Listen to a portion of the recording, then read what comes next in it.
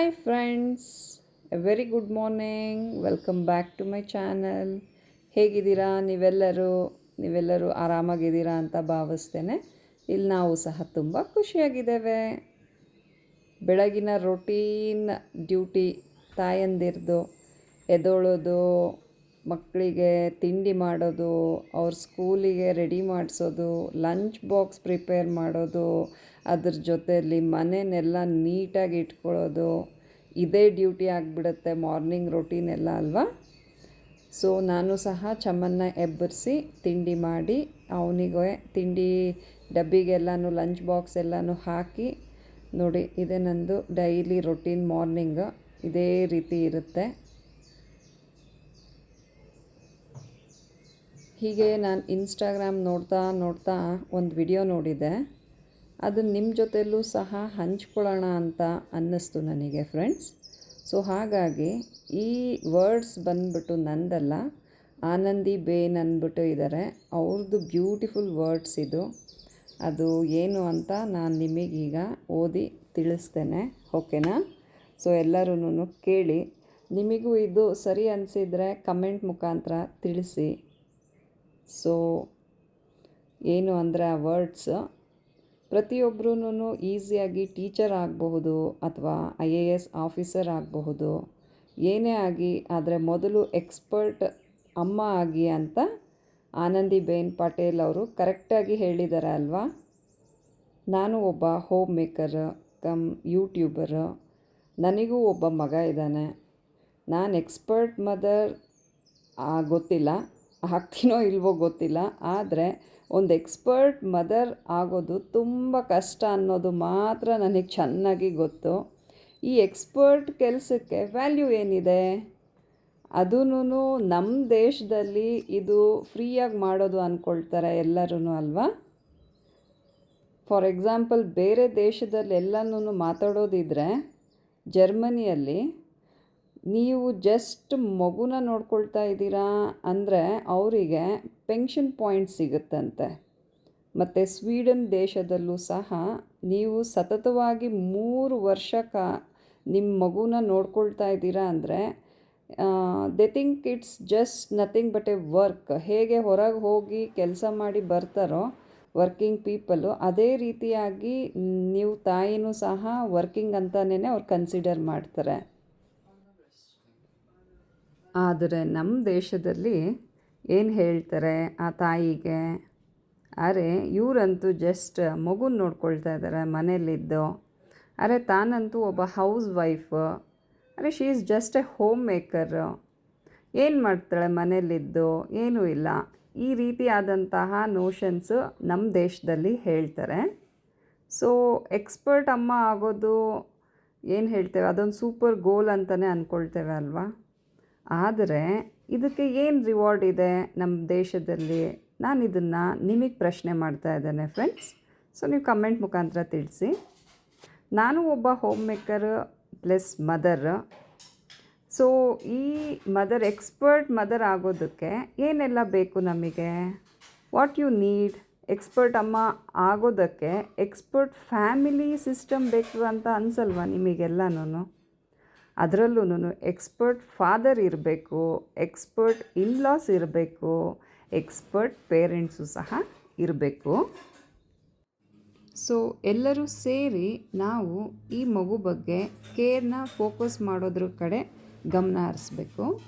So ಯಾರಾದರೂ ನಿಮಗೆ expert ಅಮ್ಮ ಆಗು ಅಂತ ಹೇಳಿದರೆ ಅವ್ರಿಗೆ ನೀವು ಏನು ಹೇಳಬೇಕು ಅಂದರೆ, ಈ ದೇಶದಲ್ಲಿ IAS ಆಫೀಸರ್ ಆಗೋದು ಬಹಳನೇ ಈಸಿ, ಆದರೆ becoming A expert mother is so difficult ಅಂತ ಹೇಳಿ. ನಾನು ಆನಂದಿಬೇನ್ ಪಟೇಲ್ ಅವರ ಮಾತಿಗೆ ಅಗ್ರಿ ಮಾಡ್ತೇನೆ. ನೀವು ಸಹ ಮಾಡ್ತೀರಾ ಅಂತ ಅಂದ್ಕೊಳ್ತೇನೆ. To become mom is expert work ಅಂತಲೇ ಹೇಳ್ತೇನೆ. ಸೊ ಈ ವಿಡಿಯೋನ ಬಹಳಷ್ಟು ಜನರಿಗೆ ಶೇರ್ ಮಾಡಿ, ಅದರಲ್ಲೂ ತಾಯಂದಿರಿಗೆ ಶೇರ್ ಮಾಡಿ, who want to become expert moms, and to those fathers also, without them she cannot become an expert mom. ನೀವೇನು ಹೇಳ್ತೀರಾ ಫ್ರೆಂಡ್ಸ್ ಈ ಮಾತಿಗೆ? ಸೊ ಕಮೆಂಟ್ ಮುಖಾಂತರ ತಿಳಿಸಿ. ನನಗಂತೂ ಬಹಳನೇ ಇಷ್ಟ ಆಯಿತು ಈ ರೀಲ್ ನೋಡಿಬಿಟ್ಟು, ಅವ್ರ ವರ್ಡ್ಸ್ ಎಲ್ಲ ಕೇಳಿ. ಸೊ ಇವತ್ತಿಂದು ನಂದು ದಿನಚರಿ ಹೀಗೆ ನಡೀತಾ ಇದೆ, ನೀವು ನೋಡ್ತಾ ಇದ್ದೀರಾ ಅಲ್ವಾ. ಬೋರ್ ಆಗಿಲ್ಲ ಅಂತ ಭಾವಿಸ್ತೇನೆ ನನ್ನ ಮಾತಿಂದ. ಸೊ ಬೆಳಗ್ಗಿಂದ ಈ ರೀತಿಯಾಗಿ ಡೈಲಿ ರೊಟೀನ್ ಇರುತ್ತೆ ನಂದು. ಮಧ್ಯಾಹ್ನದ ಅಡುಗೆ ಪ್ರಿಪೇರ್ ಮಾಡ್ತಾ ಇದ್ದೇನೆ, ಹೀರೆಕಾಯಿ ಪಲ್ಯ ಮಾಡ್ತಾ ಇದ್ದೇನೆ. ಈ ವಿಡಿಯೋ ನಿಮಗೆ ಬೇಕು ರೆಸಿಪಿ ಅಂದರೆ ನೀವು ನನ್ನ ಓಲ್ಡ್ ವಿಡಿಯೋಸ್ನ ಚೆಕ್ ಮಾಡಿ ಹೋಗಿ. ನಾನು ಹೀರೆಕಾಯಿ ಪಲ್ಯದ ರೆಸಿಪಿ ಹಾಕಿದ್ದೇನೆ, ಅದರಲ್ಲೊಂದು ಸ್ವಲ್ಪ ಡಿಫ್ರೆಂಟಾಗಿ ರೆಸಿಪಿ ಮಾಡಿದ್ದೇನೆ. ಈಗ ನಾನು ಮಾಡ್ತಾ ಇರೋದು ಸಿಂಪಲಾಗಿ ಜಸ್ಟ್ ಹೀರೆಕಾಯಿ ಎಲ್ಲನೂ ಸಿಪ್ಪೆ ಎರೆದು ತೊಳ್ಕೊಂಡು ಈರುಳ್ಳಿ, ಟೊಮೆಟೊ, ಹಸಿಮೆಣಸಿನ್ಕಾಯಿ ಎಲ್ಲನೂ ಒಗ್ಗರಣೆ ಮಾಡಿ ಮಾಡ್ತಾ ಇರೋವಂತಹ ರೆಸಿಪಿ ಇದು. ಬಹಳ ಈಸಿಯಾಗಿ ನಾವು ಮಾಡ್ಕೊಳ್ಬಹುದು, ಈ ಬೇಗನೆ ಆಗೋಗುತ್ತೆ. ದಿಢೀರಂತ ಅಡುಗೆ ಮಾಡಬೇಕು ಏನು ಮೀನ್ಸ್ ತೋಚ್ತಾ ಇಲ್ಲ ಅಂದಾಗ ಹೀರೆಕಾಯಿ ಅಂತ ಪಲ್ಯ ಮಾಡಿಕೊಂಡು ಪಲ್ಯಗಳೆಲ್ಲನೂ ರೊಟ್ಟಿ ಮಾಡಿಕೊಂಡ್ರೂ ಏನು ಹೇಳ್ತೇವೆ ಸಿಂಪಲ್ ಮೀಲ್ಸ್ ಅಂತಲೇ ಹೇಳ್ಬೋದು. ಮಧ್ಯಾಹ್ನ ಅಷ್ಟು ಹೆವಿ ಅನಿಸೋದು ಇಲ್ಲ. 1-2 ರೊಟ್ಟಿ ತಿಂದು ಪಲ್ಯದ ಜೊತೆಯಲ್ಲಿ ಸಲಾಡ್, ಫ್ರೂಟು ಎಲ್ಲನೂ ನಾವು ಇನ್ಕ್ಲೂಡ್ ಮಾಡ್ಕೊಳ್ಳೋದ್ರಿಂದ ಕಂಪ್ಲೀಟ್ ಮೀಲ್ ಅಂತಲೇ ಹೇಳ್ತೇನೆ. ಸೊ ಎಲ್ಲನೂ ಹೀರೆಕಾಯಿ ಎರೆದು ನಾನು ತೊಳ್ಕೊಳ್ತಾ ಇದ್ದೆ. ಹೀರೆಕಾಯಿನ ನಾವು ಕಟ್ ಮಾಡಿಬಿಟ್ಟು ತೊಳಿಬಾರ್ದು, ಪೀಲ್ ಮಾಡಿ ನೀಟಾಗಿ ತೊಳೆದು ಆ ನಂತರನೇ ನಾವು ಕಟ್ ಮಾಡ್ಕೊಳ್ಬೇಕು. ಸೊ ಫ್ರೆಂಡ್ ಒಬ್ಬರು ಬಂದಿದ್ದರು, ಅವರಿಗೆ ಹಾಗೇನೇ ಅಡುಗೆ ಮಾಡ್ತಾ ನಾನು ಟೀ ಮಾಡಿ ಕೊಟ್ಟು ಅವ್ರ ಜೊತೆಲೂ ಒಂದು ಸ್ವಲ್ಪ ಕೂತ್ಕೊಂಡು ಮಾತಾಡಿ ಈ ರೀತಿ ಎಲ್ಲನೂ ನಡೀತಾ ಇತ್ತು ನೋಡಿ. ಇವಾಗ ಕಟಿಂಗ್ ಶುರುವಾಯಿತು.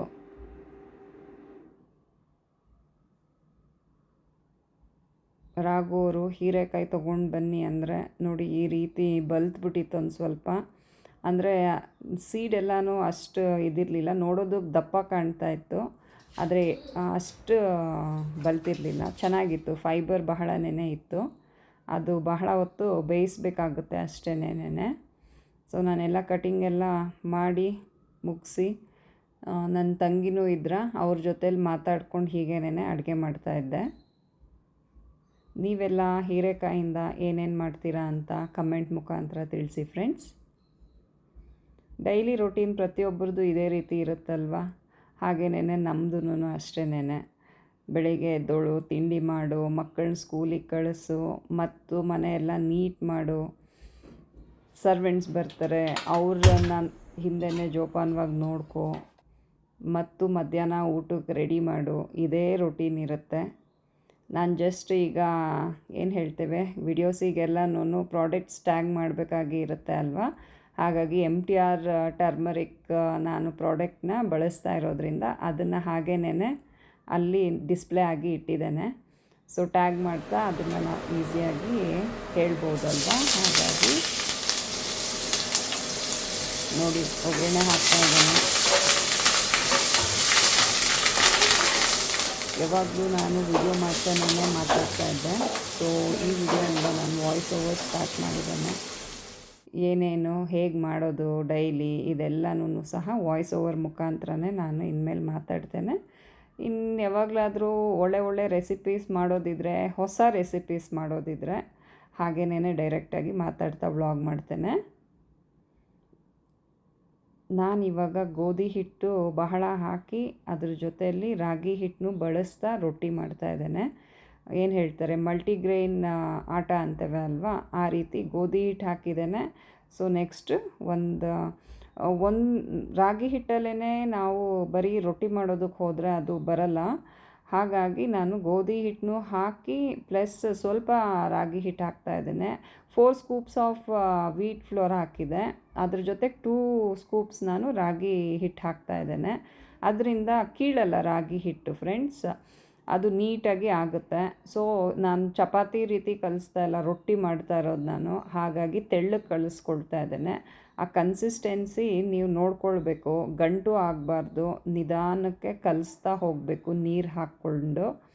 ಸೊ ನೋಡ್ಕೊಳ್ಳಿ ಹೇಗೆ ಮಾಡೋದು ಅಂದ್ಬಿಟ್ಟು ನಿಧಾನಕ್ಕೆ ನಾನು ಪ್ರತಿ ಸಲನೂ ನೀಟಾಗಿ ಎಲ್ಲನೂ ಗಂಟು ಆಗದೆ ಇರೋ ಹಂಗೆ ಕಲಿಸ್ಕೊಳ್ತಾ ಇದ್ದೇನೆ. ಸ್ವಲ್ಪನೇ ನೀರು ಹಾಕ್ಕೊಂಡು ಅದು ಗಂಟು ಕೈಗೆ ಸಿಗುತ್ತಲ್ವ, ಅದನ್ನು ಈ ರೀತಿ ಸ್ವಲ್ಪ ಸ್ವಲ್ಪ ಫಸ್ಟ್ ನೀರು ಹಾಕಿ ಕಲಸೋದ್ರಿಂದ ಗಂಟು ಹೊಡಿತವೆ.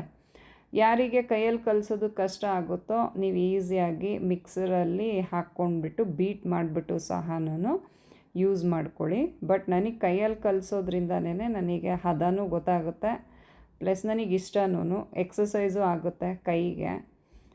ಹಾಗಾಗಿ ನಾನು ಈ ರೀತಿ ಬ್ಯಾಟರ್ನ ಕಲಸಿ ಇಟ್ಕೊಳ್ತೇನೆ. ನೀಟಾಗಿ ಬೀಟ್ ಮಾಡ್ಕೊಳ್ಳಿ ಲಾಸ್ಟಲ್ಲಿ, ಆವಾಗ ಪ್ರತಿಯೊಂದು ಗಂಟು ಹೊಡೆಯುತ್ತೆ. ಅಂಚ ಮೇಲೆ ಬಳಿಯೋ ರೊಟ್ಟಿ ಇದು, ಏನು ಹೇಳ್ತೇವೆ ದೋಸೆ ಥರನೂ ಹಾಕಲ್ಲ, ಕೈಯಲ್ಲೇ ತೊಗೊಂಡು ಅಂಚ ಮೇಲೆ ಬಳಿಯೋದು. ಸೊ ನೋಡಿ, ಹೀರೆಕಾಯಿ ಪಲ್ಯನೂ ಸಹ ಬೇಯ್ತಾ ಇದೆ, ಅಲ್ಲಿ ಪ್ರಿಪೇರ್ ಆಗ್ತಾಯಿದೆ. ನೀರು ಹಾಕಿ ಬೇಯೋದಕ್ಕೆ ಇಟ್ಟಿದ್ದೇನೆ. ಅದು ಬೇಯ್ತಾ ಇದ್ದಂಗೆನೇ ರೊಟ್ಟಿನೂ ಹಾಕ್ಕೊಳ್ಳೋಣ ಅಂತ ನಾನು ನೆಕ್ಸ್ಟ್ ಆ ಕಡೆಗೆ ಶಿಫ್ಟ್ ಮಾಡಿ ಪಲ್ಯನ ರೊಟ್ಟಿ ಹಾಕೋ ಶುರು ಮಾಡಿದೆ. ಬಿಕಾಸ್ ರೊಟ್ಟಿ ಮಾಡೋದು ಬಹಳನೇ ಟೈಮ್ ಹಿಡಿಯುತ್ತೆ. ಚಮ್ಮನ್ ಬರೋ ಅಷ್ಟರಲ್ಲಿ ಊಟ ರೆಡಿ ಇರಬೇಕಲ್ವ, ಹಾಗಾಗಿ ಸೈಡಲ್ಲಿ ಅಂಚ ಮೇಲೆ ರೊಟ್ಟಿನೂ ಬಳಿತಾ ಇದ್ದೇನೆ ನೋಡಿ. ಈ ರೀತಿ ನಾನು ಕೈಯಲ್ಲೇನೇ ಬಳಿಯೋದು. ನಿಮಗೆ ಕಷ್ಟ ಆಗುತ್ತೆ ಅಂದರೆ ನೀವು ಮಿಕ್ಸರಲ್ಲಿ ಬೀಟ್ ಮಾಡಿಕೊಂಡು ಹಿಟ್ಟನ್ನ ಸೌಟಲ್ಲೂ ಸಹ ಹಾಕ್ಕೊಳ್ಬೋದು. ಆದರೆ ಇಷ್ಟು ಗಟ್ಟಿಯಾಗಿ ಮಾಡ್ಕೊಳ್ಬಾರ್ದು. ಇನ್ನು ಸ್ವಲ್ಪ ತೆಳುವು ಹಿಟ್ಟು ಮಾಡಿಕೊಂಡ್ರೆ ನೀವು ಸೌಟಲ್ಲೂ ಸಹ ಈಸಿಯಾಗಿ ದೋಸೆ ಹಾಕೋ ರೀತಿ ಹಾಕ್ಬೋದು, ರಾಗಿ ದೋಸೆ. ಸೊ ಉಪ್ಪು ಆ್ಯಡ್ ಮಾಡ್ತಾ ಇದ್ದೇನೆ, ರುಚಿಗೆ ತಕ್ಕಷ್ಟು ಉಪ್ಪು ಆ್ಯಡ್ ಮಾಡ್ಕೊಳ್ಳಿ. ಪ್ಲಸ್ ಹುಳಿ ಪುಡಿ ಹಾಕ್ತಾ ಇದ್ದೇನೆ. ಇದು ಹುಳಿ ಪುಡಿ ಬಂದುಬಿಟ್ಟು ಅದರಲ್ಲಿ ಖಾರದ ಮೆಣಸಿನ್ಕಾಯಿ ಇರಲ್ಲ. ನಮ್ಮ ಬೆಂಗಳೂರು ಕಡೆ ನಾವು ಸಾಂಬಾರ ಮಾಡ್ತೀವಿ ಅಲ್ವಾ, ಆ ಸಾಂಬಾರ ಪೌಡರಲ್ಲಿ ಮೆಣಸಿನ್ಕಾಯಿ ಇರುತ್ತೆ. ಆದರೆ ಇದರಲ್ಲಿ ಮೆಣಸಿನ್ಕಾಯಿ ಆ್ಯಡ್ ಮಾಡಿರಲ್ಲ, ನಮ್ಮ ಅತ್ತೆ ಮಾಡಿರೋದಿದು ಹುಳಿ ಪುಡಿ. ದಾವಣಗೆರೆ ಸೈಡೆಲ್ಲ ಇದೇ ರೀತಿಯಾಗಿ ಮಾಡೋದು. ಸೊ ಅದನ್ನು ಹಾಕಿದರೆ ಬಹಳನೇ ಟೇಸ್ಟ್ ಇರುತ್ತೆ ಪ್ರತಿಯೊಂದು ಪಲ್ಯಕ್ಕೆ. ರೊಟ್ಟಿನೂ ಆಯಿತು. ಲಾಸ್ಟಿಗೆ ಕೊತ್ತಂಬರಿ ಸೊಪ್ಪು ಹಾಕಿ, ಸಲಾಡ್ ಇರಲೇಬೇಕಲ್ವ, ಸೌತೆಕಾಯಿ ಕಟ್ ಮಾಡ್ತಾಯಿದ್ದೆ. ಎಗ್ಗು ಆಮ್ಲೆಟು ಸಹ ಮಾಡಿದ್ದೆ, ಪ್ಲಸ್ ಅದನ್ನು ನಾನು ಶೂಟ್ ಮಾಡೋದು ಮಿಸ್ ಆಗೋಗಿದೆ. ಆನ್ ಮಾಡಿದ್ದೇನೆ ಅಂದ್ಕೊಂಡಿದ್ದೆ, ಆದರೆ ಅದು ವಿಡಿಯೋ ಆನ್ ಇರಲಿಲ್ಲ, ಆಫ್ ಆಗಿತ್ತು. ಹಾಗಾಗಿ ಆ ವಿಡಿಯೋ ಕಟ್ಟಾಗಿದೆ. ಆಮ್ಲೆಟು ಸಹ ಮಾಡಿ, ಇನ್ನೂ ಬಹಳಷ್ಟು ರೊಟ್ಟಿ ಮಾಡೋದಿತ್ತು. ನನ್ನ ತಂಗಿನೂ ಇದ್ರಲ್ವ, ಹಾಗಾಗಿ ಎಲ್ಲರೂ 2 ರೊಟ್ಟಿ ತಿಂತೀವಿ ಅಂದರೆ ನಮಗೆ 6 ರೊಟ್ಟಿ ಬೇಕು. ನಾನು 6 ರೊಟ್ಟಿ ಮಾಡಿ ಹಾಟ್ ಬಾಕ್ಸಿಗೆ ಹಾಕಿ ಸಲಾಡೆಲ್ಲ ಕಟ್ ಮಾಡಿ ನೀಟಾಗಿ ಈ ರೀತಿ ಮಾಡ್ತಾಯಿದ್ದೆ. ನೀವು ಏನು ಹೇಳ್ತೇವೆ, ಪೂರನೇ ನೀಟಾಗಿ ಬ್ಯಾಲೆನ್ಸ್ಡ್ ಡಯಟ್ ಅಂದರೆ ನಮ್ಮ ತಟ್ಟೆಯಲ್ಲಿ ನಾವು ಕಾರ್ಬೋಹೈಡ್ರೇಟ್ಸು, ಪ್ರೋಟೀನ್ಸು ಪ್ಲಸ್ ಫೈಬರ್ ಇರೋವಂತಹ ಇದನ್ನೇನೆ ಫುಡ್ನ ತಿನ್ನಬೇಕು. ಹಾಗಾಗಿ ನಾನು ಫೈಬರ್ ಪಲ್ಯದಲ್ಲಿದೆ, ಪ್ಲಸ್ ಕಾರ್ಬೋಹೈಡ್ರೇಟ್ಸು, ರೊಟ್ಟಿ, ವೀಟ್ ಫ್ಲೋರ್, ರಾಗಿ ಅದೆಲ್ಲನೂ ಅಲ್ವಾ. ಅದ್ರ ಜೊತೆಲಿ ಎಗ್, ಅದು ಪ್ರೋಟೀನ್ಸ್, ಅದ್ರ ಜೊತೆಲಿ ಪ್ರೋಬಯೋಟಿಕ್ ಮೊಸರು ಇರಬೇಕು. ಸೊ ಈ ರೀತಿ ಡೈಲಿ ನಮ್ಮದು ರೊಟೀನ್ ಲಂಚ್ ಇರುತ್ತೆ ಫ್ರೆಂಡ್ಸ್. ಸೊ ನಿಮಗೆಲ್ಲ ಈ ವಿಡಿಯೋ ಇಷ್ಟ ಆಯಿತು ಅಂತ ಭಾವಿಸ್ತೇನೆ. ಇಷ್ಟ ಆಗಿದರೆ ಈ ವಿಡಿಯೋಗೆ ಪ್ಲೀಸ್ ಎಲ್ಲರೂ ಲೈಕ್ ಮಾಡಿ, ಶೇರ್ ಮಾಡಿ, ಕಮೆಂಟ್ ಮಾಡಿ. ಪ್ಲೀಸ್ ಎಲ್ಲರೂ ಸಬ್ಸ್ಕ್ರೈಬ್ ಮಾಡ್ಕೊಳ್ಳಿ. ಮತ್ತೊಂದು ವಿಡಿಯೋಲ್ಲಿ ನಾನು ಸಿಗ್ತೇನೆ. ಅಲ್ಲಿವರೆಗೂ ಟೇಕ್ ಕೇರ್ ಫ್ರೆಂಡ್ಸ್, ಬಾಯ್.